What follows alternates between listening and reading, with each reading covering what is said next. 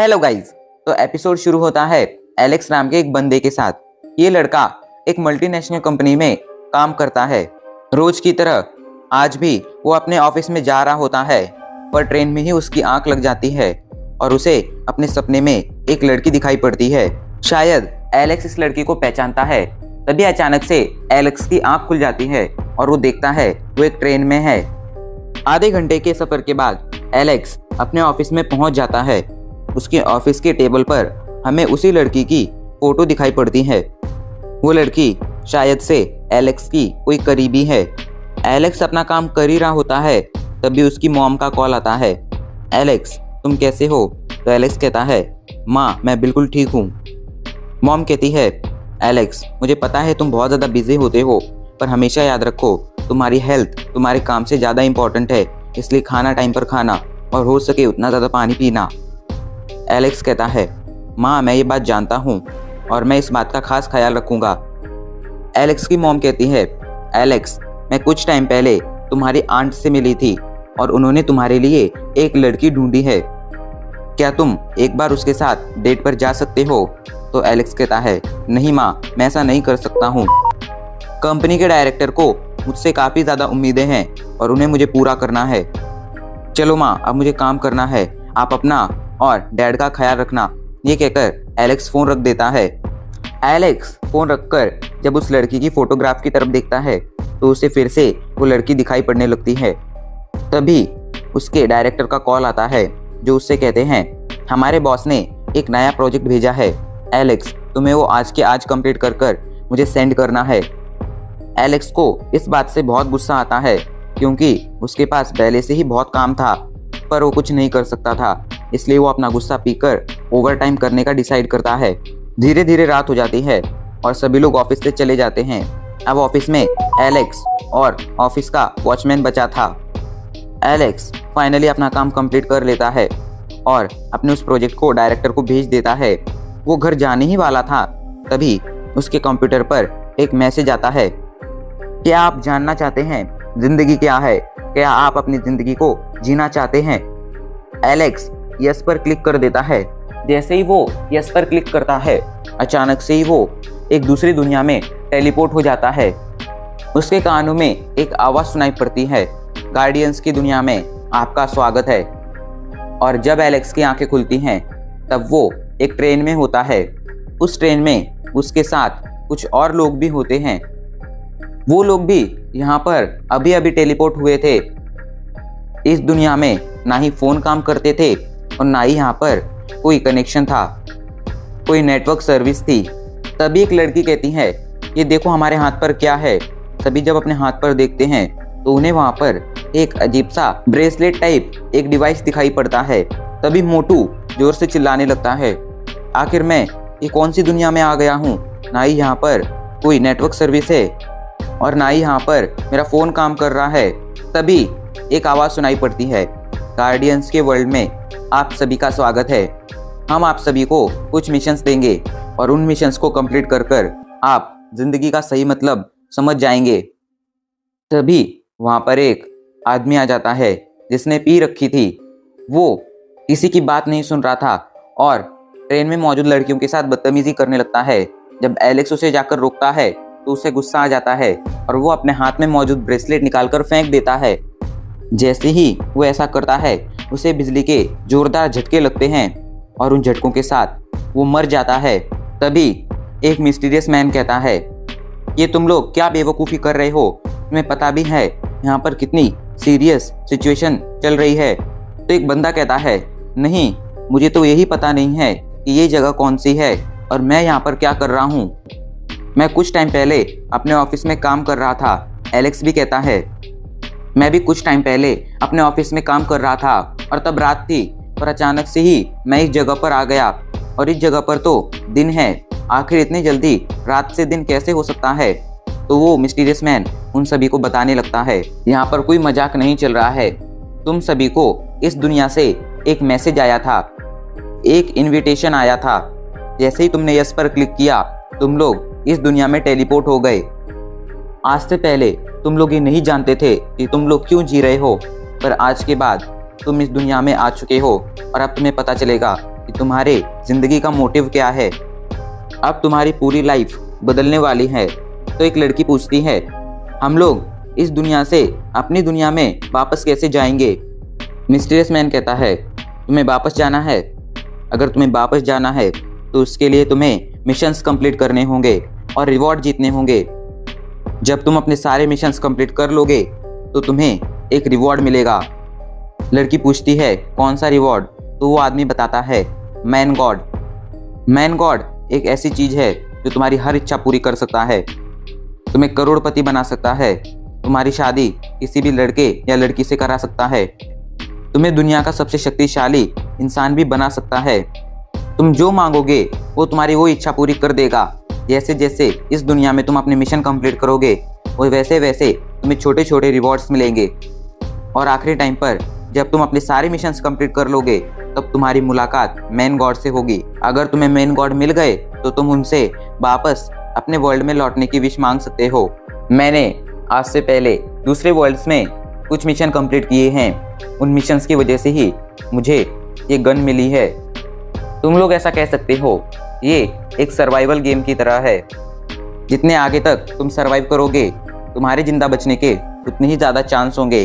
कुछ टाइम बाद सभी को धीरे धीरे बात समझ आ जाती है। अब वो लड़की पूछती है, क्या इसका मतलब ये है कि हम लोग एक सर्वाइवल गेम के अंदर फंस गए हैं और बाहर निकलने के लिए हमें ये सारे मिशंस कंप्लीट करने होंगे। तो वो आदमी कहता है, हाँ ऐसा ही है। तो वो लड़की कहती है, पर अगर उन मिशंस को कंप्लीट करने में हम फेल हो गए या इस गेम में हमारी डेथ हो गई तो हमारा क्या होगा।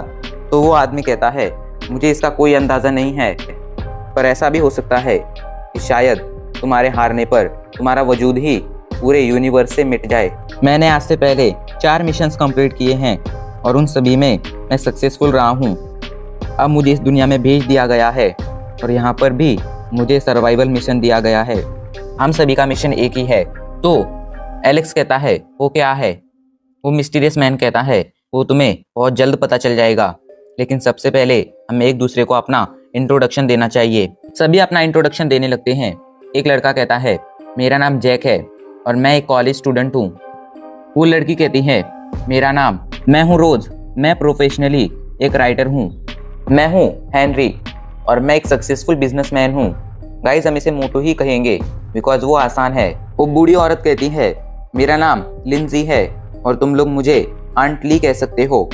कुछ टाइम पहले ही मेरी बेटी की शादी हुई है और मुझे उसकी बहुत चिंता रहती है, पर इस दुनिया में आने के बाद मैं उससे बात भी नहीं कर पा रही हूँ। अब एलेक्स की बारी आती है। एलेक्स कहता है, मेरा नाम एलेक्स है, मैं एक मल्टीनेशनल कंपनी में काम करता हूँ। अब वो मिस्टीरियस मैन कहता है, मेरे बारे में जानने की तुम लोगों को कोई ज़रूरत नहीं है, तुम लोग मुझे जेड कह सकते हो। सभी ने अपना इंट्रोडक्शन दे दिया था, पर एक लड़की जो कोने में खड़ी थी वो अभी भी चुपचाप खड़ी थी। उसने अपना इंट्रोडक्शन नहीं दिया था। तभी उनकी ट्रेन हिलने लगती है।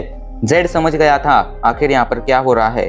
तभी अचानक से उन लोगों को एक जानवर का पंजा दिखाई पड़ता है जो बहुत ही खतरनाक लग रहा था। सभी उसे देखकर डर जाते हैं। जल्दी से जाकर ट्रेन के सभी खिड़की दरवाजे बंद कर देते हैं। तभी ट्रेन में एक अनाउंसमेंट होती है, गार्डियंस, आपका सर्वाइवल गेम अब शुरू होता है। आपको सर्वाइव कर कर अगले 5 घंटों तक किसी सेफ जगह पर छिपकर रहना होगा। 5 घंटे बाद आपको रेस्क्यू टीम आकर बचा लेगी। लेकिन हाँ, याद रखना, इन 5 घंटों में आपके हाथ में मौजूद इन बैंड्स को कुछ नहीं होना चाहिए। अगर इन बैंड्स को कुछ हुआ तो आप मारे जाएंगे। अनाउंसमेंट खत्म होते ही सभी लोग परेशान हो जाते हैं।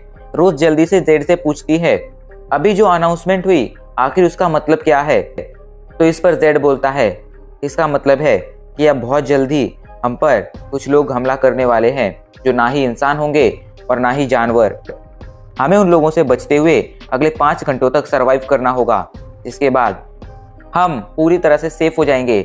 लेकिन इन 5 घंटों के दौरान हम जितने ज़्यादा उन क्रिएचर्स को मारेंगे हमें उतने ही ज़्यादा पॉइंट मिलेंगे और उन्हीं पॉइंट के बदले में हम कई सारी चीज़ें खरीद सकते हैं। अभी ये लोग बातें कर ही रहे थे, तभी बैलेंस बिगड़ने से मोटू सीधा जाकर ट्रेन के दरवाजे से टकराता है और ट्रेन का दरवाजा टूटकर अलग हो जाता है। मोटू बाहर लटकने लगता है। ये देखकर एलेक्स जल्दी से उसे अंदर खींच लेता है, पर बाहर लटकते हुए मोटू ने जो देखा था उसे देखकर उसकी हालत खराब हो गई थी। जेड जल्दी से खुले हुए दरवाजे से बाहर झांक कर देखता है। ट्रेन पर कई सारे ज़ॉम्बी टाइप क्रिएचर लटके हुए थे जो अभी के लिए ट्रेन के अंदर घुसने की कोशिश कर रहे थे। जेड जल्दी से उन्हें मारने लगता है, लेकिन वो क्रिएचर्स बहुत ज्यादा थे। जेड कहता है तुम लोग तमाशा मत देखो और जल्दी से इन क्रिएचर को मारो, अगर तुम इन्हें नहीं मारोगे तो ये तुम्हें मार देंगे। ये सुनते ही सभी लोग फाइट करने लगते हैं। एक ज़ॉम्बी जैक पर हमला कर देता है, लेकिन तभी रोज आकर उस ज़ॉम्बी को पीछे से मार देती है। लेकिन तभी एक दूसरा ज़ॉम्बी आकर रोज का ब्लेजर फाड़ देता है और रोज पर हमला करने ही वाला था, लेकिन इतने में जैक उस ज़ॉम्बी पर हमला कर उसे मार देता है। वहीं एलेक्स, जेड दोनों मिलकर कई सारे ज़ॉम्बी से एक साथ लड़ रहे थे। सभी एक एक कर ज़ॉम्बी को मारते जा रहे थे, लेकिन मोटू और आंटली इन ज़ॉम्बी से नहीं लड़ पा रहे थे। ज़ॉम्बी आंटली और मोटू को घेर लेते हैं, पर तभी जेड आकर उन ज़ॉम्बी को मार देता है। अचानक से ही ट्रेन में ब्रेक लग जाते हैं। जब सभी लोग झांक कर देखते हैं तो उन्हें पता चलता है ट्रेन एक स्टेशन पर पहुंच गई है और ट्रेन के ऊपर अभी के लिए कई सारे ज़ॉम्बी चढ़े हैं। सभी लोग ज़ॉम्बी से बचने के लिए ट्रेन से बाहर निकलकर भागने लगते हैं, लेकिन ज़ॉम्बी इनका पीछा करने लगते हैं। तभी एलेक्स की नजर अपने ऑफिस वाली बिल्डिंग पर पड़ती है। पहले तो इस दुनिया में अपनी ऑफिस वाली बिल्डिंग को देखकर एलेक्स चौंक जाता है, लेकिन अभी ये वक्त ये सोचने का नहीं था कि आखिर ये बिल्डिंग यहाँ पर कैसे आई। एलेक्स कहता है सभी लोग मेरी बात ध्यान से सुनो, वो मेरी ऑफिस की बिल्डिंग है और काफी ज्यादा सेफ है, हमें वहां चलना चाहिए। एलेक्स की बात मानकर सभी लोग उसकी ऑफिस की बिल्डिंग के पास जाने लगते हैं। ज़ॉम्बी उनके पीछे आ रहे थे। बिल्डिंग के बाहर पहुंचकर एलेक्स बिल्डिंग का दरवाजा खोलने के लिए वहां मौजूद एक मशीन को अपना चेहरा दिखाता है ताकि मशीन उसे पहचान जाए और दरवाजा खोल दे, लेकिन मशीन उसे नहीं पहचानती है। एलेक्स परेशान होकर दरवाजा खटखटाने लगता है पर कोई दरवाजा नहीं खोलता है। तभी जेड गुस्से में चिल्लाता है अगर किसी ने दरवाजा नहीं खोला तो मैं इस दरवाजे के लॉक को ही तोड़ दूंगा, जिसके बाद हमारे साथ अंदर मौजूद वो आदमी भी मारा जाएगा। ये सुनते ही वॉचमैन तेजी से दौड़ कर आता है और कहता है रुको रुको, ऐसा मत करो, मैं दरवाजा खोलता हूँ। एलेक्स इस वॉचमैन को पहचानता था, ये इसी बिल्डिंग का वॉचमैन था और इसकी एलेक्स के साथ अच्छी जान पहचान थी। एलेक्स को समझ नहीं आ रहा था आखिर वॉचमैन ने उसे देखकर भी दरवाजा क्यों नहीं खोला, पर अभी ये सोचने का वक्त नहीं था। वॉचमैन थोड़ा सा दरवाजा खोल देता है। एलेक्स दरवाजे को धक्का देकर लोगों के जाने के लिए जगह बना देता है। सभी लोग एक एक कर उस बिल्डिंग के अंदर जाने लगते हैं। कुछ ही देर में सभी लोग अंदर चले गए थे। बाहर बस आंट ली रह गई थी और आंट ली एक बेवकूफ़ी कर देती हैं। वो अपनी जान बचाने के बजाय अपना फोन ढूंढने लगती हैं जो भागते वक्त कहीं गिर गया था। इसी का फायदा ज़ॉम्बी उठाते हैं और आंट ली को पकड़कर चबा जाते हैं। एलेक्स आंट ली को बचाने की काफी कोशिश करता है, लेकिन वो उन्हें नहीं बचा पाता है। आंट ली मर चुकी थी। आंट ली के मरने से गार्डियंस की टीम का एक मेंबर कम हो गया था। अब आगे हमें उस सिटी को दिखाया जाता है। पूरे सिटी में ज़ॉम्बी फैले हुए थे और सभी का निशाना अभी के लिए एक ही बिल्डिंग थी, वही बिल्डिंग जिसके अंदर हमारे गार्डियंस ज़ॉम्बी से बचने के लिए छिपकर बैठे थे। तभी गार्डियंस को एक अनाउंसमेंट सुनाई पड़ती है। बारमल टेक्नोलॉजी के साथ एक बहुत बड़ा एक्सीडेंट हुआ है। उस एक्सीडेंट की वजह से पूरी सिटी में ज़ॉम्बी फैल चुके हैं और उनका निशाना ह्यूमंस हैं। आपको इन ज़ॉम्बी से बचते हुए 2 घंटे बीत चुके हैं। अब बस 3 घंटे और आपको इनसे छिपना है। 3 घंटों बाद आपको रेस्क्यू टीम आकर बचा लेगी। अभी अनाउंसमेंट खत्म हुई थी, तभी जैक दरवाजे की तरफ मुड़कर देखता है और उसकी रूह कांप उठती है। सभी ज़ॉम्बी मिलकर जोर जोर से दरवाजा खटखटा रहे थे और अब ऐसा लग रहा था कि दरवाजा ज्यादा देर तक उन्हें नहीं रोक पाएगा। इधर इस सभी इंसिडेंट से मोटू अपने आप के ऊपर का कंट्रोल खो देता है और गुस्से में चिल्लाने लगता है, ये सब जरूर मेरे बिजनेस कॉम्पिटिटर ने किया होगा ताकि वो मुझे मारकर बिजनेस फील्ड में टॉप पर आ जाएं। मोटू गुस्सा कर ही रहा था, तभी उसकी नजर जैक पर पड़ती है जो अब डर से रोने लगा था। मोटू का गुस्सा और बढ़ जाता है और वो जैक को मारने जाने लगता है, पर तभी बीच में एलेक्स आ जाता है और उससे कहता है, ये तुम क्या कर रहे हो? क्या तुम्हें समझ नहीं आ रहा है? हम एक बहुत बड़ी मुसीबत में फंसे हैं। ऐसे में अगर हम आपस में लड़ेंगे तो इससे हमारा ही नुकसान होगा। ये सुनकर मोटू शांत हो जाता है और कहता है, मुझे गुस्सा तुम लोगों पर नहीं, मैन गॉड पर आ रहा है। अभी उसने मैन गॉड का नाम लिया ही था, तभी अचानक से उसे कुछ होने लगता है। मोटू अचानक से एलेक्स का गला दबाने लगता है। उसे देखकर ऐसा लग रहा था जैसे उसने अपने दिमाग का कंट्रोल खो दिया हो। एलेक्स का अब दम घुटने लगा था और अगले कुछ ही मिनट में वो मरने वाला था, पर तभी जेड मोटू पर गन पॉइंट कर देते हैं और उसे पीछे हटने के लिए कहते हैं। मोटू डर से पीछे हट जाता है, जिसके बाद जेड उसे बताते हैं, गलती से भी मैन गॉड का नाम मत लेना। अगर तुम ऐसा करोगे तो तुम्हारे साथ बहुत बुरा होगा। मैन गॉड हमारे माइंड को कंट्रोल कर रहा है और वो हमारे साथ कुछ भी कर सकता है। तभी रोज सभी से कहती है, यहाँ पर रुकने का कोई फायदा नहीं है, रेस्क्यू टीम को आने में भी अभी 3 घंटे लगेंगे। अगर तुम लोगों ने ध्यान से ऑब्जर्व किया हो तो पूरे सिटी में ज़ॉम्बी फैले हुए हैं, इसलिए मुझे लगता है रेस्क्यू टीम हेलीकॉप्टर का यूज कर कर हमें बचाने की कोशिश करेगी, क्योंकि वही सबसे सेफ तरीका है हमें बचाने का। इसलिए मुझे लगता है हमें अभी के लिए छत पर जाना चाहिए, क्योंकि अगर हम छत पर पहुंच गए तो हमारे बचने के काफ़ी ज़्यादा चांस होंगे। सभी लोग हाँ में सिर हिला देते हैं। एलेक्स जल्दी से जाकर बिल्डिंग के वॉचमैन से कहता है, क्या आप मुझे बता सकते हैं छत पर जाने का रास्ता कहाँ है? ये सुनकर वॉचमैन डर जाता है और उससे पूछता है, तुम कौन हो? एलेक्स चौंक कर पूछता है, मैं कौन हूँ? क्या आपने मुझे पहचाना नहीं? मैं हूँ एलेक्स, 24th फ्लोर पर काम करता है और मुझे डेली ओवर टाइम करना पड़ता है। मेरी ओवर टाइम करते वक्त आपसे भी कई बार मुलाकात हुई है, क्या आप मुझे नहीं पहचान रहे हैं? शायद मैन गॉड ने आपके दिमाग के साथ कुछ किया है। एलेक्स ने मैन गॉड का नाम लिया ही था, तभी उसे झटके लगने लगते हैं और उस जमीन पर गिर पड़ता है। जेड आकर उससे कहते हैं, मैंने पहले ही कहा है इस दुनिया में मैन गॉड का नाम मत लेना। और एलेक्स, ये दुनिया असल में एक पैरेलल वर्ल्ड है, यहाँ पर तुम्हें तुम्हारे जान पहचान के लोग मिलेंगे, लेकिन वो तुम्हें नहीं पहचानेंगे क्योंकि उन्होंने अपनी पूरी जिंदगी में तुम्हें कभी देखा नहीं होगा। एलेक्स को समझाने के बाद जेड उस वॉचमैन के पास जाते हैं और उस पर गन पॉइंट करते हुए कहते हैं, चुपचाप मुझे बताओ आखिर इस दुनिया में क्या चल रहा है। अचानक से ही वॉचमैन की आंखों में डर भर आता है और वो बताने लगता है, आज से कुछ दिनों पहले हमेशा की तरह मैं पेट्रोलिंग कर रहा था, तभी मैंने कुछ चीखें सुनी। जब मैंने वहां जाकर देखा तो कुछ अजीब से मॉन्स्टर जो देखने में ज़ॉम्बी जैसे थे वो लोगों के पीछे भाग रहे थे और लोगों को पकड़कर या तो उन्हें मारकर खा जा रहे थे या उन्हें अपने जैसा बना दे रहे थे। तो जेड पूछता है, आखिर ये मॉन्स्टर यहाँ पर आए कैसे? तो वॉचमैन उसे बताने लगता है, ये सब बारमल टेक्नोलॉजी की वजह से हुआ है। जेड पूछते हैं, आखिर बारमल टेक्नोलॉजी है क्या? जेड के सवाल पर गार्ड अपना सिर नीचे झुका लेता है और डर कर कहता है, मुझे बारमल टेक्नोलॉजी के बारे में कुछ खास पता नहीं है, मुझे बस इतना पता है बारमल टेक्नोलॉजी एक ऐसी टेक्नोलॉजी है जिसके अंदर ह्यूमंस के जीन्स को मॉडिफाई कर कर उन ह्यूमंस को किसी भी नॉर्मल ह्यूमन से कई गुना ज़्यादा पावरफुल और इंटेलिजेंट बनाया जा सकता है। इसी टेक्नोलॉजी पर कई सारे साइंटिस्ट एक्सपेरिमेंट कर रहे थे और उनका एक्सपेरिमेंट फेल हो गया। उसी फेलियर का नतीजा ये ज़ॉम्बीज़ हैं। ये इन्फॉर्मेशन आधी अधूरी थी पर गार्ड को देखकर सच में लग रहा था उसे कुछ नहीं पता है। रोज आगे आकर पूछती है, ठीक है तुम्हें बारमल टेक्नोलॉजी के बारे में नहीं पता है और एस प्लेन के बारे में तो पता होगा। गार्ड चौंक कर पूछता है, एस प्लेन? ये एस प्लेन क्या है? इसका तो मैंने नाम ही पहली बार सुना है। अभी इनकी पूछताछ जारी थी तभी सभी को एक जोरदार आवाज सुनाई पड़ती है। जब सभी मुड़कर देखते हैं तो उन्हें पता चलता है इस बिल्डिंग का दरवाजा टूट गया है और अब ज़ॉम्बी बिल्डिंग के अंदर घुस रहे हैं। ये पता चलते ही सभी लोग जल्दी से लिफ्ट की तरफ भागने लगते हैं ताकि वो छत पर जा सकें। सभी जल्दी से लिफ्ट के अंदर घुस जाते हैं, लेकिन तभी जेड उस सिक्योरिटी गार्ड पर गन पॉइंट कर देता है और उसे धमकाते हुए कहता है, मैं जानता हूँ तुम हमसे कुछ छिपा रहे हो, तुम्हें जो भी पता है चुपचाप सच सच बता दो, वरना मैं तुम्हें अपने साथ लिफ्ट में नहीं ले जाऊंगा और तुम यहीं मारे जाओगे। तो गार्ड कहता है, मैं सच में कुछ नहीं छिपा रहा हूँ। पर तभी उसकी नज़र एक ज़ॉम्बी पर पड़ती है जो उसके काफ़ी करीब था और वो जल्दी से बोलने लगता है, हाँ मैं बताता हूँ, पर पहले मुझे अंदर ले लो वरना ये ज़ॉम्बी मुझे कच्चा चबा जाएंगे। एलेक्स भी जेड को समझाता है हमें उसे अंदर ले लेना चाहिए। जेड एलेक्स की बात मान जाता है और गार्ड को अंदर ले लेता है।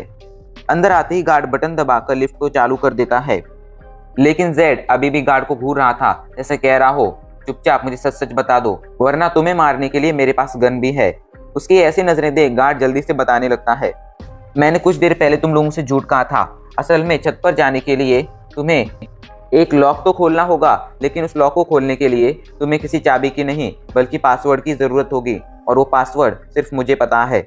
पर जेड समझ गया था कि गार्ड उनसे और भी कुछ छिपा रहा है, लेकिन इससे पहले कि वो कुछ पूछता अचानक से उनकी लिफ्ट हिलने लगती है क्योंकि लिफ्ट में कुछ खराबी आ गई थी। कुछ देर तक हिलने के बाद लिफ्ट अचानक से बीच में रुक जाती है। तभी वो मिस्टीरियस लड़की आकर कहती है, वो ज़ॉम्बी हमारी तरफ बढ़ रहे हैं। पहले तो सभी को उसकी बात पर यकीन नहीं होता है, लेकिन धीरे धीरे ज़ॉम्बी की आवाज़ उन सभी के कानों में पड़ती है और वो समझ जाते हैं लड़की सही कह रही है।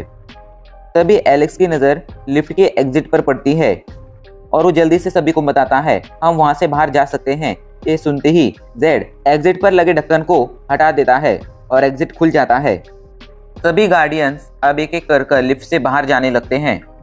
एलेक्स उन्हें सहारा देकर लिफ्ट से बाहर निकलने में मदद कर रहा था। एलेक्स, रोज और उस मिस्टीरियस लड़की को तो आसानी से बाहर निकाल देता है, लेकिन एलेक्स के मोटू को काफी सहारा देने के बाद भी मोटू ऊपर नहीं चढ़ पा रहा था और उल्टा अब तो वो सिक्योरिटी गार्ड मोटू का सहारा लेकर ही लिफ्ट से बाहर निकल जाता है।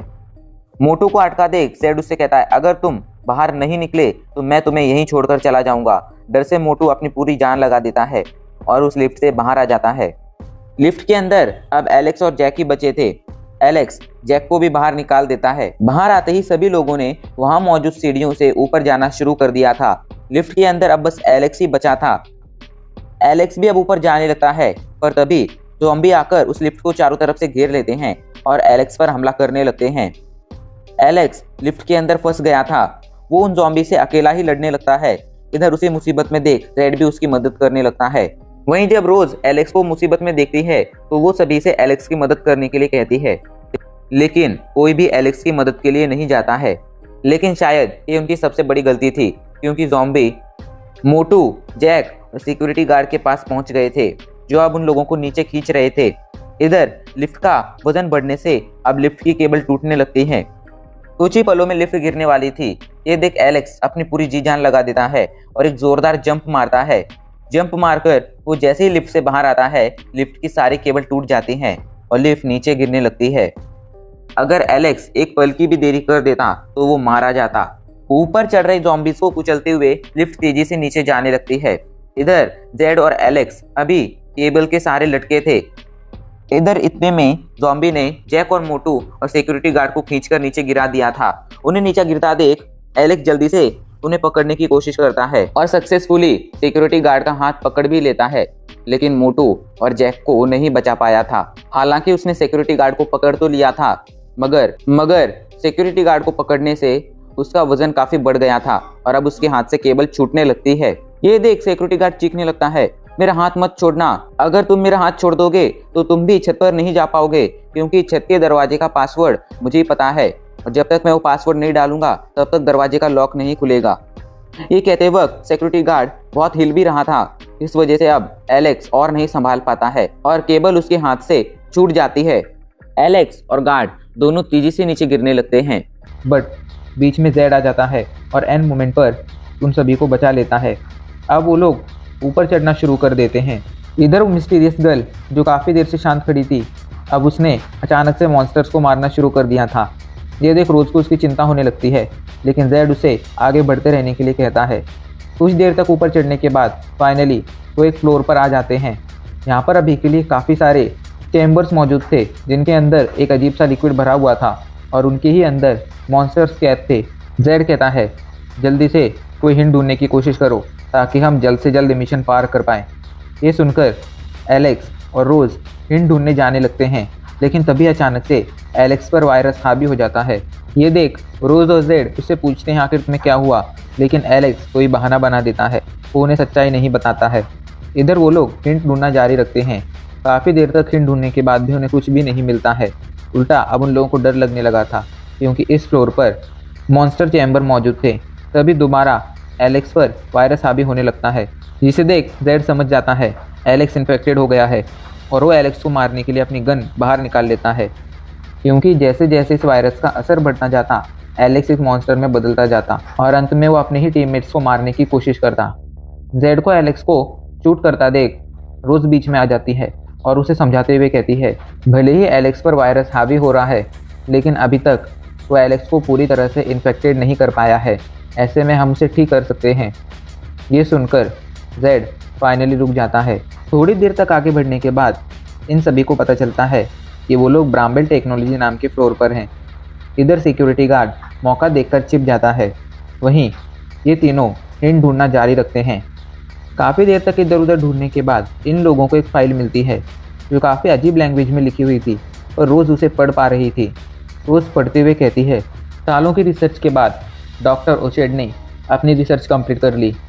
फाइनली उन्हें एक तरीका मिल चुका था जिससे वो जीन्स को मॉडिफाई कर सकते थे। इस तरीके से बहुत सारी जेनेटिक बीमारियां, यहाँ तक कि कैंसर को भी ठीक किया जा सकता था। रोज़ अचानक से रुक कर कहती है, आगे का मैं पढ़ नहीं पा रही हूँ, बस यहाँ पर लिखे 2 शब्द मुझे समझ आ रहे हैं, जो है जेनेटिक क्लॉक। ये सुनकर जेड कहता है, नहीं ये कोई हिंट नहीं है, ढूंढना जारी रखो। और वो ढूंढना जारी रखते हैं। हिंट ढूंढते हुए एलेक्स जेड से पूछता है, आखिर मैन कोड है क्या, और क्या हम उसे चैलेंज नहीं कर सकते हैं, क्या हम उसे ये सब करने से रोक नहीं सकते हैं।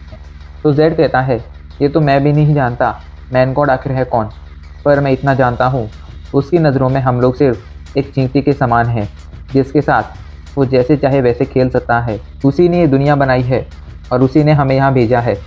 अभी के लिए हम उसकी दुनिया में कैद हो चुके हैं। अगर हम इस दुनिया से बाहर निकलना है तो उसका एक ही रास्ता है, क्रेडिट पॉइंट हासिल करना। इसके अलावा यहाँ से निकलने का कोई दूसरा रास्ता नहीं है। और जो भी रास्ता छोड़कर मैन गॉड को चैलेंज करने की कोशिश करता है, उसका अंत बिल्कुल भी अच्छा नहीं होता है। तो रोज़ कहती है, इस दुनिया से बाहर निकलने के लिए हमें कितने क्रेडिट पॉइंट हासिल करने होंगे। इस पर जेड उसे बताता है, हमें लगभग 50,000 क्रेडिट पॉइंट हासिल करने होंगे। तो एलेक्स पूछता है, एक मिशन कंप्लीट करने पर हमें कितने पॉइंट्स मिलते हैं। ये सुनकर जेड उसे बताता है, 1000 पॉइंट्स। रोज़ सोचते हुए कहती है, मतलब हमें लगभग ऐसे 50 मिशन कंप्लीट करने होंगे। ये मैन गॉड सच में बहुत ज़्यादा क्रूएल है। इस पर जेड हंसते हुए कहता है, हाँ ये सच है, पर हम चाहकर भी उसके साथ कुछ नहीं कर सकते हैं। अभी ये लोग बातें कर ही रहे थे, तभी एलेक्स को एक लैपटॉप मिल जाता है।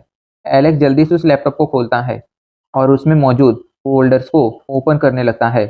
काफ़ी देर तक ढूंढने के बाद उसे एक फोल्डर मिलता है जिसके अंदर एक वीडियो थी। एलेक्स उसका पासवर्ड सोचने लगता है, लेकिन काफ़ी देर तक सोचने के बाद भी उसे कुछ समझ नहीं आता है। तभी अचानक से उसे कुछ होता है और वो एक डेट पासवर्ड के तौर पर डाल देता है। ये डेट वही डेट थी जिस दिन एलेक्स इस दुनिया में टेलीपोर्ट हुआ था, और ये पासवर्ड बिल्कुल सही था। फाइनली वो वीडियो ओपन हो गई थी। सभी लोग मिलकर वो वीडियो देखने लगते हैं। वीडियो में एक साइंटिस्ट था जो उन्हें बताता है, इस दुनिया में एक ऐसा वायरस फैल गया है जिससे इस दुनिया के लोग अजीब से मॉन्स्टर में बदल गए हैं, और अगर गलती से भी कोई इंसान इन मॉन्स्टर के हाथों पड़ जाता है, इनसे घायल हो जाता है, तो वो भी इनके जैसा बन जाएगा। अगर तुम लोग इस दुनिया को पहले जैसा करना चाहते हो तो एस को सेफ रखो। एस को अभी के लिए डॉक्टर ओसेड लेकर भाग गए हैं। कोशिश करो उसे ढूंढने की, क्योंकि वही सब कुछ ठीक कर सकता है। सभी को लगता है मैं ऐसे ही गायब हो गया था, पर ऐसा नहीं है, मुझे गायब किया गया था। खैर, मेरी फैमिली से कहना मैं उनसे बहुत प्यार करता हूँ और मेरा नाम है। वो अपना नाम बताने ही वाला था, लेकिन तभी वीडियो बंद हो जाती है। तीनों सोच में पड़ जाते हैं, आखिर ये एस है कौन और डॉक्टर ओशेड उसे लेकर कहाँ गया है। अभी ये लोग ये सोच ही रहे थे, तभी उन्हें आसपास हलचल महसूस होने लगती है, जैसे कि वहाँ पर मॉन्स्टर आ गए हों। ये देखकर जेड जल्दी से कहता है, हमें यहाँ से बाहर निकलना होगा, और ये कहकर वो वहाँ से भागने लगता है। भागते हुए जेड कहता है, लिफ्ट खराब हो चुकी है, इसलिए हमारे पास एक ही रास्ता है कि हम सीढ़ियों से बाहर निकले। तीनों भागते भागते एक बड़े से गेट के सामने आकर खड़े हो जाते हैं। इसी गेट के पीछे यहाँ से निकलने के लिए सीढ़ियाँ थीं। तीनों सोचने लगते हैं आखिर वो इस गेट को खोले कैसे, लेकिन तभी अचानक से वहाँ पर उन पर केमिकल बॉम्ब से हमला हो जाता है। जेड गुस्से में कहता है, जो भी इस चैम्बर के पीछे है मैं उसे वार्निंग दे रहा हूँ, जल्दी से दरवाज़ा खोल दो वरना मैं तुम्हें शूट कर दूंगा। कुछ देर तक अंदर से कोई आवाज़ नहीं आती है, लेकिन फाइनली दरवाज़ा खुल जाता है। उस दरवाजे के पीछे एक रिसर्चर मौजूद था। जेड जल्दी से पूछता है, आखिर तुम कौन हो। इस पर वो रिसर्चर हड़बड़ाते हुए कहता है, मैं बस एक रिसर्चर हूँ, मैं कोई खास इंसान नहीं हूँ। अभी ये लोग बातें कर ही रहे थे, तभी सीढ़ियों से मॉन्स्टर ऊपर आने लगते हैं। ये देखकर ये लोग जल्दी से उन मॉन्स्टर को शूट करने लगते हैं। जेड कहता है, रोज़ जल्दी से रिसर्चर को लेकर बाहर निकलो, हम लोग तुम्हारे पीछे पीछे आते हैं। ये सुनकर रोज़ उस चैम्बर से बाहर आ जाती है। रोज़ के बाहर जाते ही जेड और एलेक्स भी मौका देखकर उस चैम्बर से बाहर आ जाते हैं और जल्दी से चैम्बर को बंद कर देते हैं। भागते हुए ये लोग एक हॉल में आ जाते हैं। जेड रिसर्चर को धमकाते हुए कहता है, आखिर तुम कौन हो और क्या इस दुनिया में जो भी हो रहा है वो तुम लोगों की वजह से हो रहा है। इस पर रिसर्चर जल्दी से हड़बड़ाते हुए कहता है, नहीं नहीं, ये हमारी वजह से नहीं हो रहा है, हम तो बस इंसानियत के लिए कुछ अच्छा करना चाहते थे, लेकिन एंड में कुछ प्रॉब्लम आने की वजह से ये वायरस बन गया और इस दुनिया की ऐसी हालत हो गई। पर मैं जानता हूँ इस दुनिया को कैसे ठीक किया जा सकता है। इससे पहले कि रिसर्चर और कुछ बता पाता, वहाँ पर भी मॉन्स्टर आ जाते हैं जो उन पर हमला करने लगते हैं। ये देखकर रिसर्चर उन लोगों को सेफ चैम्बर में ले जाने लगता है। इधर हमें सिक्योरिटी गार्ड को दिखाया जाता है जो परेशान होकर कोई चीज़ ढूंढ रहा था। भागते भागते ये लोग सेफ चैम्बर के बाहर आ जाते हैं, लेकिन वहाँ पर भी मॉन्स्टर आ गए थे। ये लोग भागकर जल्दी से चैम्बर के अंदर जाने लगते हैं। मॉन्स्टर अभी के लिए इनके पीछे पड़े हुए थे। तभी एलेक्स की नज़र सिक्योरिटी गार्ड पर पड़ती है जो न जाने कहाँ से वहाँ आ गया था। वो उसे भी जल्दी से अंदर चलने के लिए कहता है। सभी लोग भागकर चैम्बर के अंदर जाने लगते हैं। मॉन्स्टर भी उनके पीछे आ रहे थे। ये देखकर वो रिसर्चर जल्दी से कहता है, AI जल्दी से ये दरवाज़ा बंद कर दो। उसका ऑर्डर मिलते ही AI वो दरवाज़ा बंद करने लगता है, लेकिन दरवाज़ा बंद होते होते कुछ मॉन्स्टर अंदर आ चुके थे। वो लोग जल्दी से उस पाथवे से होते हुए सेफ चैम्बर के अंदर जाने लगते हैं। पर तभी रिसर्चर को रियलाइज़ होता है भागते हुए इसके हाथों से एक बहुत ही इंपॉर्टेंट चीज़ पैसेज के अंदर गिर गई है। रिसर्चर उस चीज़ को हासिल करने के लिए पैसेज में कूद पड़ता है, लेकिन वहाँ पर मॉन्स्टर भी थे। ये देख एलेक्स जल्दी से रिसर्चर की मदद करने जाने लगता है, लेकिन इस दौरान सेफ चैम्बर का दरवाज़ा बंद होने लगता है। ये लोग जल्दी से सेफ चैम्बर में जाने की कोशिश करते हैं, लेकिन उससे पहले ही दरवाज़ा बंद हो जाता है। अभी के लिए पैसेज में काफ़ी सारी लेज़र लाइट घूम रही थी जो पैसेज में मौजूद मॉन्स्टर्स को मार रही थी। रिसर्चर के ऑर्डर पर AI ने डिफेंस सिस्टम शुरू कर दिया था। इस वजह से अभी के लिए पैसेज में लगातार लेज़र लाइट घूम रही थी जो मॉन्स्टर को तो मार रही थी, पर साथ ही साथ अभी लेज़र लाइट रिसर्चर और एलेक्स की तरफ बढ़ने लगी थी। अपनी जान को खतरे में देख रिसर्चर जोर जोर से चिल्लाने लगता है, AI जल्दी से डिफेंस सिस्टम बंद करो। और एन मोमेंट पर डिफेंस सिस्टम बंद हो जाता है, जिस वजह से इनकी जान बच जाती है। AI ने सेफ चैम्बर का दरवाज़ा दोबारा से खोल दिया था। एलेक्स और रिसर्चर सेफ चैम्बर के अंदर आ जाते हैं। तभी एलेक्स को अपनी पावर स्क्रीन पर एक नोटिफिकेशन दिखता है, तुमने की हंट की रक्षा करने का मिशन पूरा कर लिया है। इस मिशन के लिए तुम्हें 5000 पॉइंट दिए जाते हैं और तुम्हारे लेवल को भी अपग्रेड किया जाता है। एलेक्स का स्पिरिट लेवल अभी के लिए 20 पॉइंट से बढ़ गया था और उसकी पावर भी लगभग डबल हो गई थी। अब सीन बदल जाता है और हमें इन लोगों को दिखाया जाता है जो सेफ चैम्बर में बैठे हुए थे। सभी लोग खामोश थे। तभी रिसर्चर कहता है, ये कंट्रोल रूम है, इसीलिए ये यहाँ की सबसे सेफ जगह है, चिंता मत करो, जल्द ही सीक्रेट सर्विस आकर हमें यहाँ से बचा लेगी। ये सुनकर जेड उससे पूछता है, आखिर तुम्हें ऐसा क्यों लगता है कि सीक्रेट सर्विस तुम्हें बचाने के लिए यहाँ पर आएगी? इस पर रिसर्चर हड़बड़ाने लगता है तो रोज कहती है, क्योंकि यही इंसान डॉक्टर ओशेड है और इसे ही पता है कि अभी के लिए एस कहाँ पर है। क्यों मैं सच कह रही हूँ ना डॉक्टर ओशेड? ये सुनकर डॉक्टर ओशेड जेड को भी कुछ समझ आ जाता है और वो आगे कहता है, और जिस चीज़ को बचाने के लिए तुमने पैसेज में अपनी जान खतरे में डाली थी वही चीज़ एस है ना? ये सुनकर डॉक्टर ओशेड हड़बड़ाने लगता है और हड़बड़ाते हुए कहता है, मुझे नहीं पता तुम लोग किस बारे में बात कर रहे हो।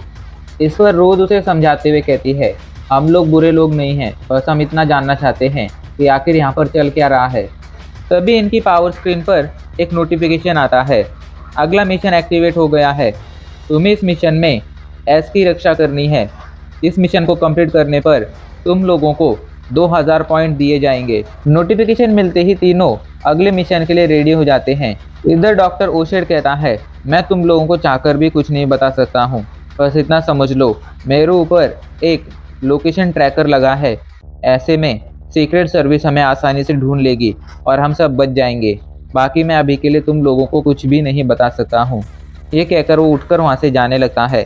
इधर हमें सिक्योरिटी गार्ड को दिखाया जाता है जो अचानक से बहुत ही अजीब तरह से बिहेव करने लगा था। तभी गार्डियंस की पावर स्क्रीन पर नोटिफिकेशन आता है, अगला मिशन अनलॉक हो गया है, तुम लोगों को एस की रक्षा करनी है। ये मिशन कंप्लीट होने पर तुम लोगों को 2000 क्रेडिट पॉइंट दिए जाएंगे। रोज चौंक कर पूछती है, ये अलग से मिशन हमें कहाँ से मिल गया? हमारा तो मिशन यही था ना कि हमें इस दुनिया में रहकर सर्वाइव करना है। तो इस पर जेड उसे बताता है, इस दुनिया में सर्वाइव करना हमारा मेन मिशन है, लेकिन इसके साथ हमें कुछ साइड मिशंस भी दिए जाते हैं। ये मिशन कंप्लीट करने पर हमें बोनस क्रेडिट पॉइंट मिलते हैं, जिनसे आसानी से हम अपना लेवल बढ़ा सकते हैं और इस दुनिया को छोड़कर वापस से अपने रियल दुनिया में जा सकते हैं। कुछ देर पहले एलेक्स को जो 5000 क्रेडिट पॉइंट मिले थे वो साइड मिशन कंप्लीट होने पर ही मिले थे, और अभी के लिए हमें नया साइड मिशन मिल गया है कि हमें एस की रक्षा करनी है। ये सुनकर रोज कहती है, लेकिन अभी के लिए हमारा जो मेन मिशन है इस दुनिया में सर्वाइव करने का, उसको कंप्लीट होने के लिए सिर्फ आधा घंटा बचा है। आधे घंटे बाद हम दूसरी दुनिया में टेलीपोर्ट हो जाएंगे। ऐसे में क्या हमें अपनी जान किसी साइड मिशन के लिए खतरे में डालनी चाहिए? मेरे हिसाब से हमें आधे घंटे तक वेट करना चाहिए, जिसके बाद हम दूसरी दुनिया में टेलीपोर्ट हो जाएंगे और इस दुनिया से हमारा पीछा छूट जाएगा। तो इस पर जेड कहता है, हाँ ऐसा होगा, लेकिन मेन मिशन कंप्लीट होने पर तुम्हें सिर्फ 1000 पॉइंट्स मिलेंगे और उन 1000 पॉइंट से ना ही तुम अपने लिए कोई अच्छा वेपन खरीद पाओगी और ना ही आसानी से रियल वर्ल्ड में टेलीपोर्ट हो पाओगी। ऐसे में अगर हमें जल्द से जल्द इन दुनियाओं से बाहर निकलना है तो उसके लिए हमें किसी भी तरह जल्द से जल्द ज़्यादा से ज़्यादा पॉइंट्स हासिल करने होंगे।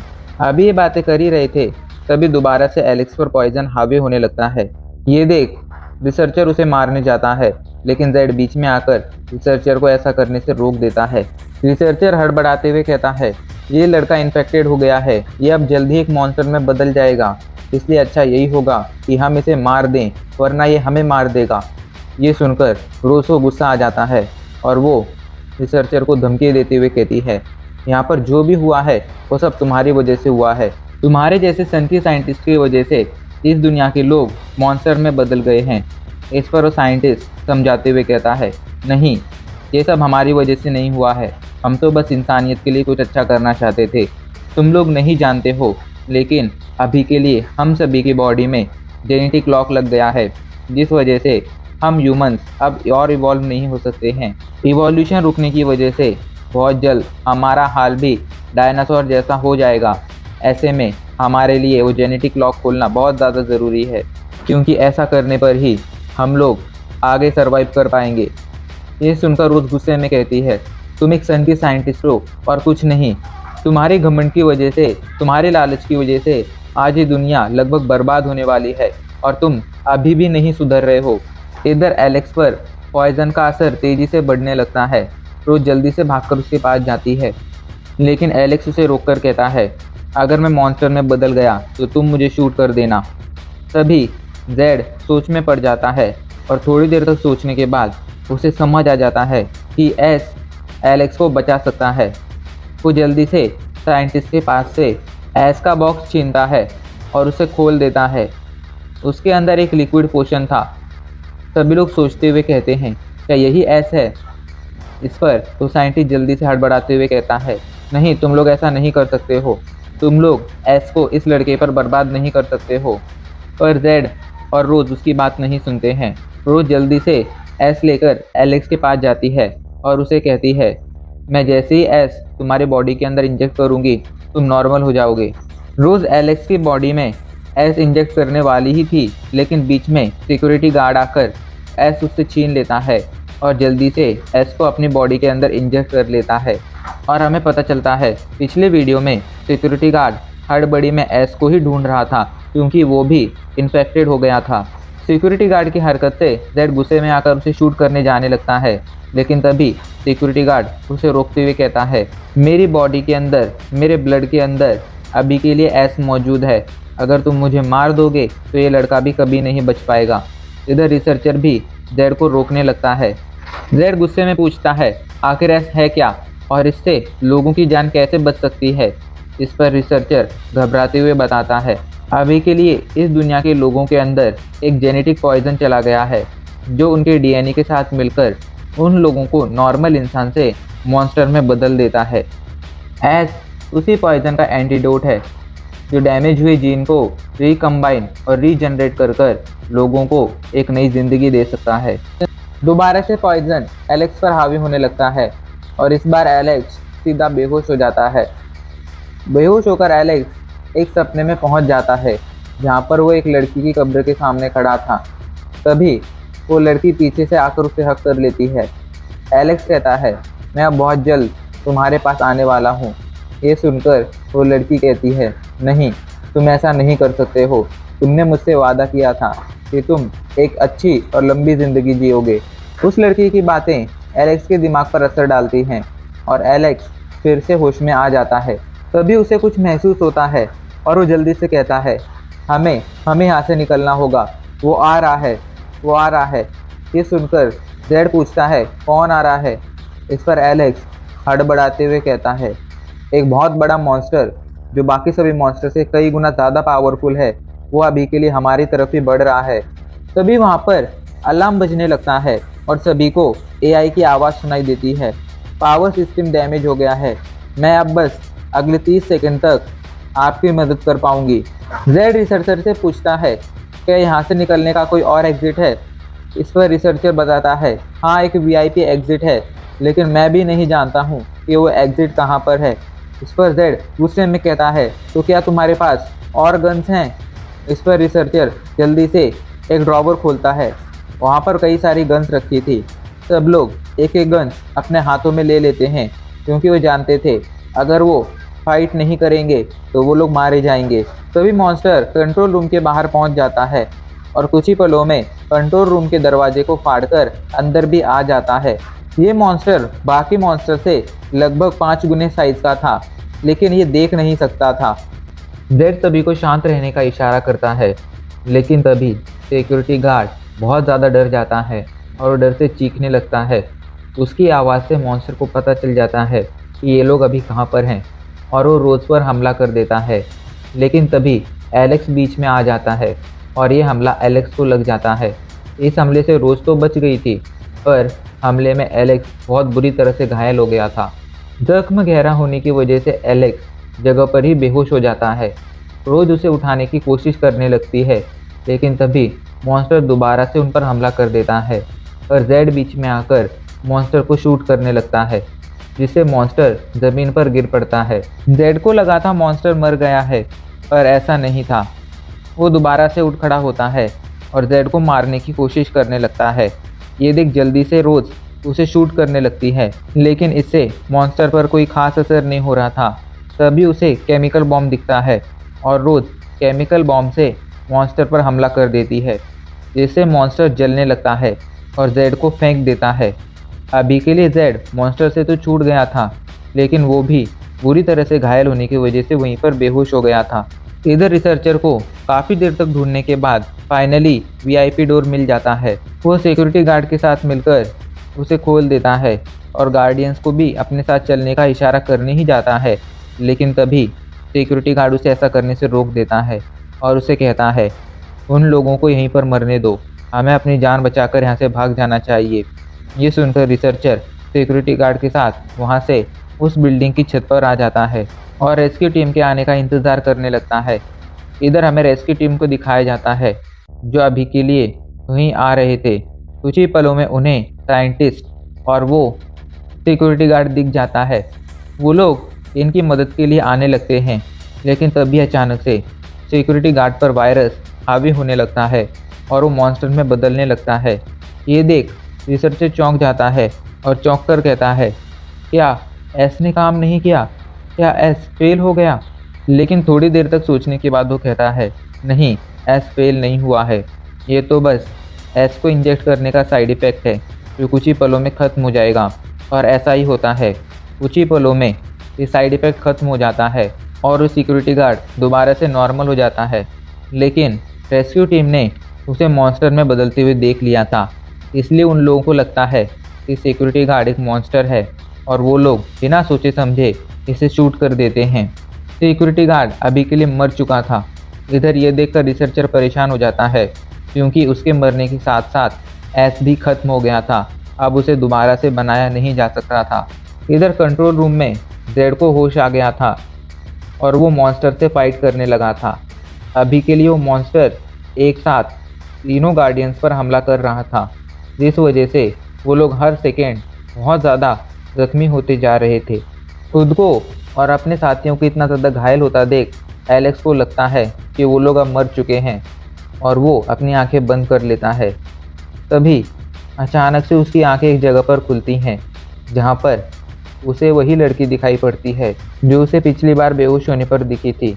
वो एलेक्स को हक कर कर कहती है, तुम नहीं मर सकते हो, मेरे लिए तुम्हें एक लंबी उम्र जीना होगा। उसकी आवाज़ सुनते ही एलेक्स चीख कर कहता है, हाँ मैं नहीं मर सकता हूँ, और उसे होश आ जाता है। अभी के लिए वो एक बहुत ही अजीब जगह पर था, जहाँ पर वो चारों तरफ से एक अजीब सी रोशनी से घिरा हुआ था। और चौंकाने वाली बात ये थी कि उसने अभी के लिए कोई कपड़े नहीं पहने थे। एलेक्स चलकर इस रोशनी से बाहर आता है वो अभी के लिए कमरे में आ गया था। तभी रोज पीछे से आकर उसे एक ब्लैंकेट उड़ा देती है। रोज को वहाँ देखकर एलेक्स पूछता है क्या हमारा मिशन सक्सेसफुल रहा। इस पर रोज हाँ में सिर हिलाते हुए कहती है हाँ, हम सक्सेसफुल रहे। उस मॉन्स्टर के हमले से हम लोग लगभग मरने ही वाले थे, लेकिन तब तक 5 घंटे पूरे हो गए थे और 5 घंटे पूरे होते ही हम वहाँ से यहाँ पर टेलीपोर्ट हो गए। एलेक्स चौंक कर पूछता है क्या ये एक नई दुनिया है। इस पर जेड उसे बताता है नहीं, ये कोई नई दुनिया नहीं है। हम लोग अभी के लिए मैन गॉड की दुनिया में हैं, जो कोई रियल दुनिया नहीं है बल्कि एक वर्चुअल दुनिया है। इस दुनिया में अगर तुम्हारे पास इनफ क्रेडिट पॉइंट हैं तो तुम जो चाहे वो कर सकते हो। तभी एलेक्स को कुछ याद आता है और वो जेड से कहता है क्या तुम्हारे पास एक्स्ट्रा कपड़े हैं, मैं ऐसे ही नहीं घूमना चाहता हूँ। इस पर जेड अपने सामने मौजूद लाइट पोर्टल की तरफ इशारा करते हुए कहता है मेरे पास तो नहीं है, लेकिन अगर तुम्हें नए कपड़े खरीदने हैं तो तुम इस पोर्टल के अंदर जाकर मैन गॉड से उन्हें खरीद सकते हो। ये सब कैसे करना है इस बारे में तुम्हारे वॉच में मौजूद एआई सिस्टम तुम्हें गाइड कर देगा। ये कहकर जेड लाइट पोर्टल की तरफ इशारा करता है। लाइट पोर्टल की तरफ इशारा होती ही एलेक्स लाइट पोर्टल के अंदर चला जाता है।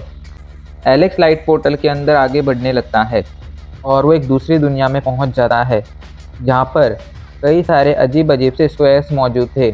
तभी एआई उसे उसका करंट स्टेटस बताने लगता है। नाम Alex, age 24 years, intelligence 107, spirit 122, muscular strength 112, immunity 103, world travelled 1, available credit points 6502। तभी एलेक्स के सामने एक स्क्रीन आ जाती है और उसे एआई की आवाज़ सुनाई पड़ती है। इस स्क्रीन पर अलग अलग तरह की स्किल्स मौजूद हैं, जिनमें से कुछ मार्शल आर्ट्स हैं तो कुछ म्यूटेशन स्किल्स हैं। तुम इनमें से जो चाहे वो स्किल चूज़ कर सकते हो, बस तुम्हें उसके लिए क्रेडिट पॉइंट पे करने होंगे। एलेक्स एक एक कर सभी स्किल ट्राई करने लगता है। इनमें 2 म्यूटेशन स्किल थी और एक क्विंगोंग थी। एलेक्स पहली स्किल ट्राई करता है, वैम्पायर बैट स्किल। अचानक से एलेक्स की स्पीड कई गुना ज़्यादा बढ़ जाती है और वो कुछ देर के लिए हवा में तक उड़ने लगता है। एलेक्स दूसरी म्यूटेशन स्किल ट्राई करता है, स्पाइडर स्किल। इस स्किल में एलेक्स के पास स्पाइडरमैन जैसी पावर आ जाती है और उसकी स्ट्रेंथ काफ़ी ज़्यादा बढ़ जाती है। इसके बाद एलेक्स तीसरी स्किल ट्राई करता है, इन्फिनाइट क्विगोंग मार्शल आर्ट। ये मार्शल आर्ट एलेक्स की इंटरनल फोर्स और साथ ही साथ उसकी स्ट्रेंथ को कई गुना बढ़ा सकती थी। थोड़ी देर तक सोचने के बाद एलेक्स 2 स्किल परचेस करता है, लेकिन परचेस करने से पहले उसने एआई से नेगोशिएशन कर लगभग 50% का डिस्काउंट भी ले लिया था। उसने वैम्पायर बैट स्किल और इन्फिनाइट क्विगोंग को परचेस किया था। वो दोनों ही स्किल एलेक्स के अंदर चली गई थी, जिससे एलेक्स की स्ट्रेंथ, स्पीड और इंटरनल फोर्स काफ़ी बढ़ गई थी। लेकिन ये तो इन स्किल्स के इनिशियल लेवल ही थे।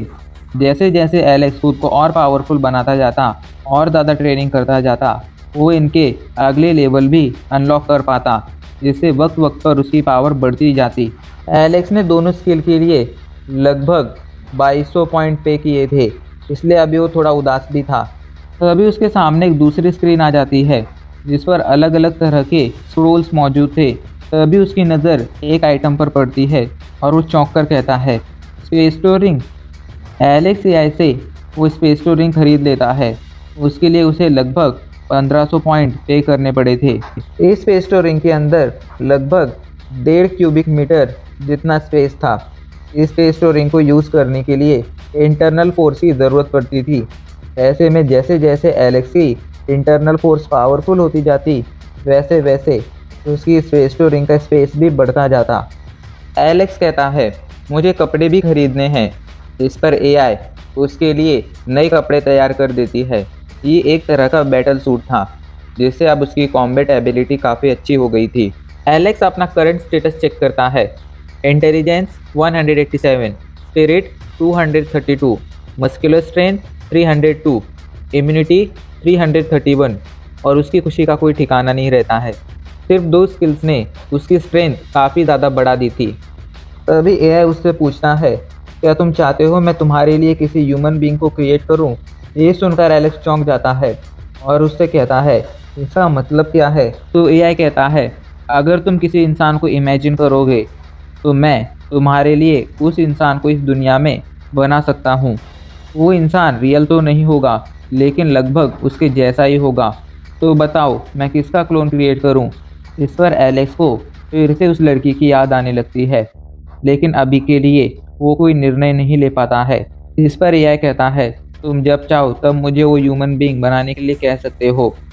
और ये कहकर वो एलेक्स को लाइट पोर्टल से बाहर भेज देता है। एलेक्स वापस से मैन गॉड की दुनिया में मौजूद उनके बेस पर आ जाता है। तभी जेड उस पर हमला कर देता है और वो दोनों फाइट करने लगते हैं। तभी वहाँ पर रोज आ जाती है, जिसका लुक भी अब पूरी तरह से चेंज हो गया था। उसने भी एक तरह का बैटल सूट पहन लिया था। जेड कहता है, तुम दोनों पहले से काफ़ी ज़्यादा बदल गए हो और एलेक्स तुम्हारी कॉम्बैट एबिलिटी काफ़ी ज़्यादा बढ़ गई है। इस पर एलेक्स कहता है, हाँ, और जैसे जैसे मैं और ज़्यादा पावरफुल होता जाऊँगा मेरी स्किल्स का लेवल भी अपग्रेड होता जाएगा। अभी मैं सिर्फ इनिशियल लेवल पर हूँ, पर मुझे उम्मीद है मैं जल्द ही और बेहतर बन पाऊँगा। जेड उन दोनों को बताता है, मैन गॉड की दुनिया में तुम अपने लिए जो चाहे वो क्रिएट कर सकते हो, चाहे वो घर हो या बैटलफील्ड। ये कहकर वो एक बैटलफील्ड क्रिएट कर देता है और कहता है, अभी दूसरी दुनिया में टेलीपोर्ट होने में समय है, तब तक हम यहाँ पर ट्रेनिंग करेंगे। और वो तीनों फाइट करना शुरू कर देते हैं। ये एक तरह की वर्चुअल फाइट थी, इसलिए यहाँ पर वो लोग मर नहीं सकते थे, लेकिन दर्द उन्हें बिल्कुल रियल होता। इस फाइट में हमें एलेक्स की कमाल की स्पीड और स्ट्रेंथ दिखती है। तभी रोज जेड पर गन से हमला कर देती है। उसने अपने क्रेडिट पॉइंट से एक गन खरीदी थी, लेकिन इसमें अनलिमिटेड बुलेट्स नहीं थी और उसका निशाना भी ख़राब था, इसलिए उसे सोच समझकर इस गन को यूज़ करना था। पर अपग्रेडेशन के बाद उसकी स्पीड भी काफ़ी ज़्यादा बढ़ गई थी। तभी जेड उन पर बुलेट से हमला कर देता है। बुलेट्स एलेक्स को लगने ही वाली थी, तभी उसके सामने एक शील्ड आ जाती है, जो एक्चुअल में उसकी स्पेस रिंग का ही एक एडवांस फीचर था। पर इसकी पावर एलेक्स की इंटरनल फोर्स पर डिपेंड करती थी। ऐसे में एलेक्स बार बार इस शील्ड को यूज़ नहीं कर सकता था। दोनों फाइट में जेड को अच्छी टक्कर देते हैं, लेकिन एंड में एलेक्स घायल हो जाता है। तभी रोज उसके पास आकर उसे हील करने लगती है। ये देखकर जेड पूछता है, क्या तुमने कोई हीलिंग स्किल परचेज की है? इस पर रोज उसे बताती है, हमारी टीम में तुम दोनों फाइटर हो, ऐसे में कोई ना कोई ऐसा होना ही चाहिए था जिसके पास हीलिंग एबिलिटी हो, इसलिए मैंने ये हीलिंग स्किल परचेज की है। थोड़ी ही देर में रोज एलेक्स को पूरी तरह से हील कर देती है। उसकी ये हीलिंग एबिलिटी सच में काफ़ी कमाल की थी। खैर अब फाइट खत्म हो गई थी, इसलिए वो लोग बेस पर वापस लौट आते हैं। तभी वहाँ पर एक पोर्टल खुलता है और उससे एक लेडी बाहर आ जाती है, जो सीधा जाकर जेड को हक कर लेती है। एलेक्स और रोज चौंक कर उस लेडी को देखने लगते हैं। जेड उन दोनों के पास आकर उन्हें बताता है, इससे मिलो, ये है मेरी वाइफ जी। इस पर एलेक्स और रोज जी को हाय बोलते हैं।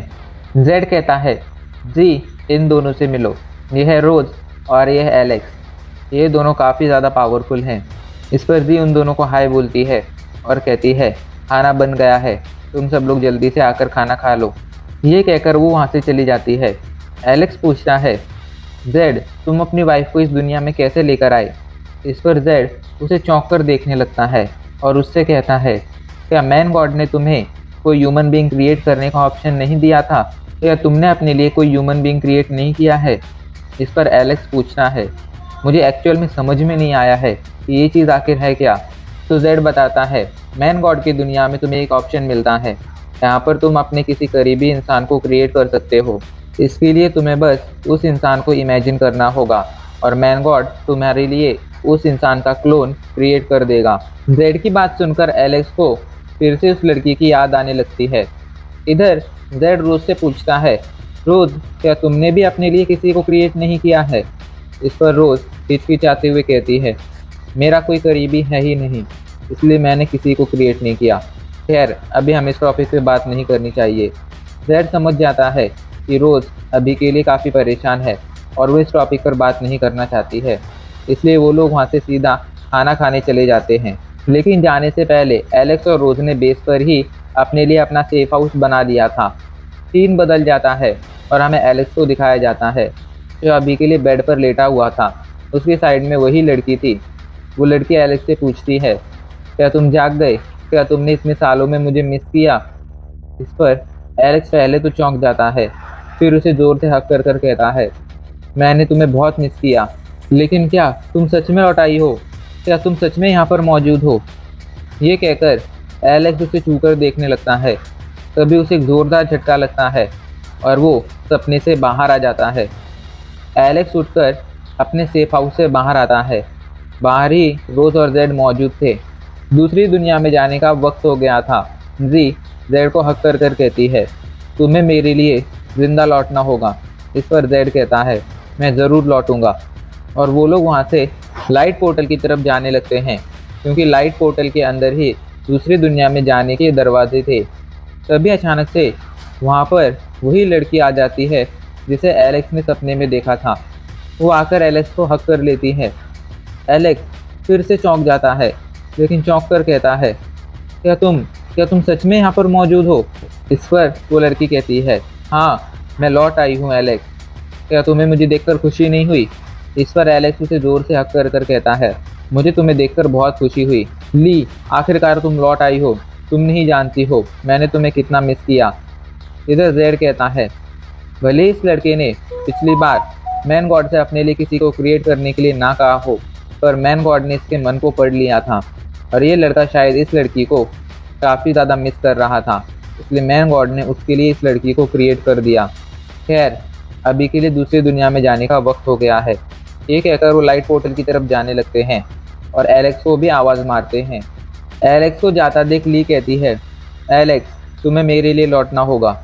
इस पर एलेक्स हाँ में सिर हिलाते हुए कहता है, हाँ मैं ज़रूर लौटूंगा। और वो तीनों लाइट पोर्टल के अंदर चले जाते हैं।